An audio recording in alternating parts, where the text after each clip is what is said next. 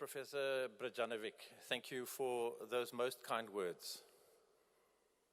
I must say, any of those great achievements that you have mentioned of me would not have been possible when it wasn't for the energy, enthusiasm, intellect, and perseverance of my postgraduate students and those I've had the privilege to do research with. Thank you to all those students and those ones I still look forward to meet in future.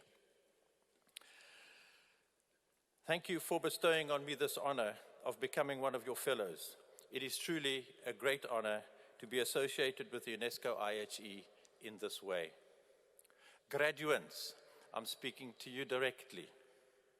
During the course of your studies here at the IHE, those of you who have selected the sanitation discipline, you may have wondered why you've had to learn all these theories and equations about electron donors and electron acceptors. Let me give you some perspective of why these progressive universities find this important. Until 1980, designers of wastewater treatment plants had their favorite, probably own set of equations for sizing them. To call these equations models is just not appropriate. They were black box equations empirically linking wastewater treatment outputs to some limited measures of inputs.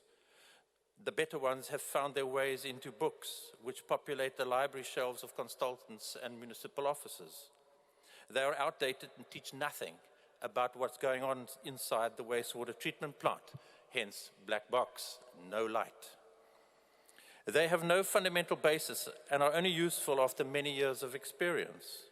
With environmental engineering being the young discipline it is, there were no legally enforced codes to regulate designs of wastewater treatment plants, except in Germany. And so each wastewater treatment designer could do what they wanted to, except break the laws of nature. And they didn't know when they were or were not doing that. What a few universities around the world did from 1975, the University of Cape Town being one of them, was to apply the fundamentals of chemistry, bioenergetics, bioprocesses, and stoichiometry, mass balances, to the apparent chaos of wastewater treatment plants.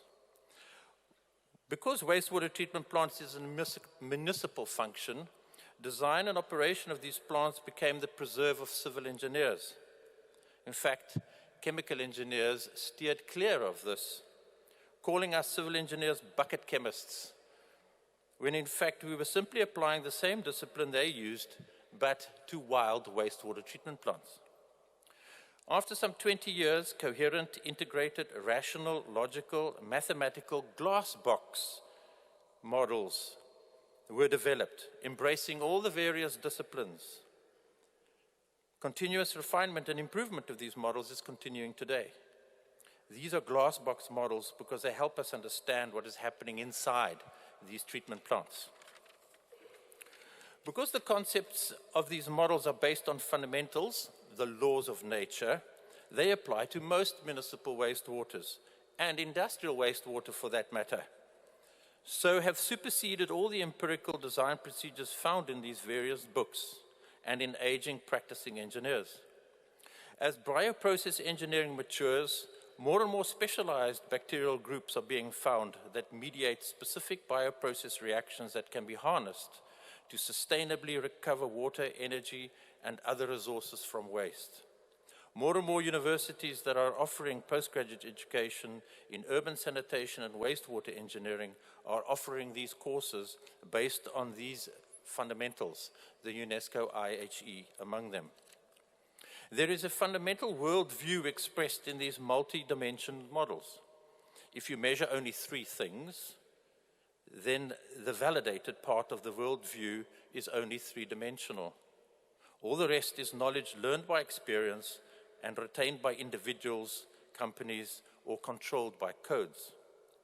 Having, say, a 12-dimensional worldview, because now 12 things are being measured, places greater responsibility on the designer to judiciously choose those 4 or 5 things that are not measured, because seldom is everything measured. So instead of blaming the operators of wastewater treatment plants when the guesstimated non-measured degrees of freedom result in bioprocess malfunction, the responsibility can be laid squarely on the shoulders of the engineer's choice of these non-measured parameter values. Better models expose our ignorance. Some are of the view that the fundamental modeling approach we teach at universities is just one approach of equals competing for space. While this may have been true in the 1980s, it's certainly not true now, 30 years later. The fundamental modeling approach is to relativity as empirical design procedures are to the Newtonian laws of motion. Yes, Newtonian physics are useful, but they are too limited to meet the demands of modern wastewater treatment plants. How does one persuade a person to change their mind about their deficient worldview? By explaining a better one. And there is no better place than to start with you younger generation, like you graduates, and giving them the confidence to argue it out and prove the limitations of the old empirical approaches. For you graduates, I hope that your learning experience here at the IHE has done that for you, but it will require you to learn and understand the empirical procedures you encounter. What I'm saying is that environmental engineering is no longer the kind of discipline where there is complete personal choice about what design approaches one can follow. For a new younger generation of science and engineers like yourselves entering the water professional domain, the quantity and complexity of these new developments can be overwhelming, particularly in developing countries where access is not readily available to advanced level tertiary education courses. However, upon completion of this growing new curriculum, the modern approach of environmental engineering, design and operation can be embraced with deeper insight, advanced knowledge, greater confidence, and competence. Graduates, competency is a basic value. It is not means to another end, such as wealth or position or prestige, although those results may occur. The application of this dictum, that competent work is a form of love, love in action, loving your neighbor, are many. Those that grasp this understanding of work will still desire to succeed, but will not be nearly as driven to overwork, trying to find their significance and self-esteem in their performance, or be made as despondent by poor results. If you believe this dictum to be true, then you have to choose between work that benefits more people, work that pays you more. You should seriously consider jobs that help more people and may pay less, particularly if you can be excellent at it. It also means that all jobs, not merely the so-called helping professions, are fundamentally ways of loving your neighbor. It depends on who you are in serving it, yourself, the salary, or your neighbor. Regrettably, work for many has become a chore to endure for 5 days, so that at least for 2, they can do what they like.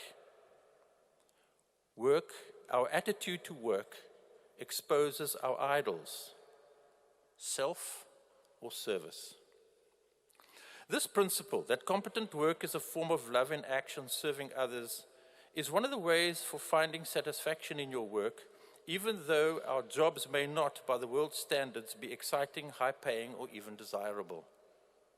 Martin Luther argues that although all work is objectively valuable to others, it will not be subjectively fulfilling unless you consciously see and understand your work as a calling to love your neighbor. John Calvin wrote that no task will be seen as sordid or base, provided you obey your calling in it. Notice Calvin speaks of obeying your calling in it.